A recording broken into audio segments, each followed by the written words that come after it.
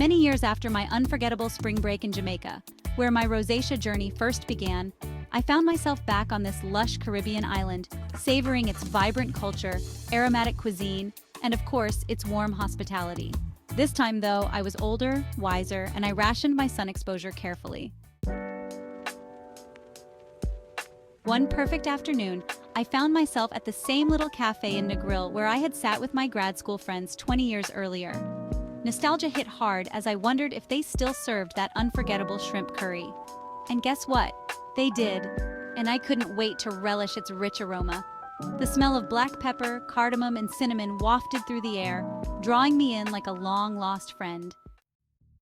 But just 5 minutes later, my cheeks were ablaze and my eyes were watering, desperately trying to put out the fire on my face. I knew the next step in my battle with rosacea. I didn't need to call my friend and skin guru, Rena, to figure out my next move. What are the dietary triggers of this pesky condition? After days of sifting through fluffy social media sites and rationally dissecting respected dermatological publications, I encountered various theories on how food might trigger rosacea. One proposed mechanism involved TRP channels, tiny gates in our cells that respond to stimuli like temperature changes and spicy foods. When activated by substances like chili pepper or mustard oil, they send signals that dilate our blood vessels and increase blood flow to the skin. TRPV1 to TRPV6 channels found in different cell types, from keratinocytes to neurons, endothelial cells, and immune cells. They respond to elevated temperature and substances like capsaicin, the compound that gives chili peppers their heat. When activated, these channels widen blood vessels, leading to increased blood flow and setting the stage for inflammation and making our skin extra sensitive to pain.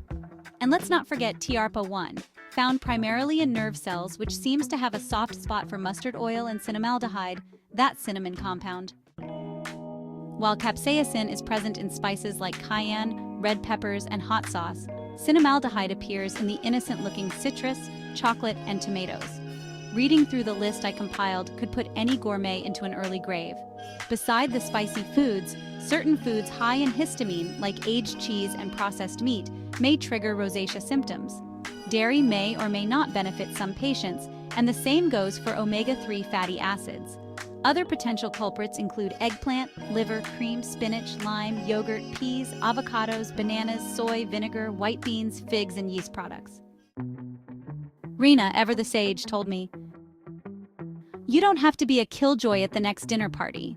The triggers likely vary depending on the person and their diet and their age and different sensitivities. Yes, there's a definite gut-skin connection, but it's unlikely that all these foods are causing your rosacea. You just need to figure out what affects you. Keep a journal." It turns out I didn't have to give up 90% of my diet to keep my face calm. After diligently tracking my food intake and my face reaction for a couple of months, the obvious culprits, certain spices and hot peppers, were clearly to blame. Everything else left me unaffected. But one question remains: how does heat, whether internal or external, worsen rosacea? Well, that's an entirely different story.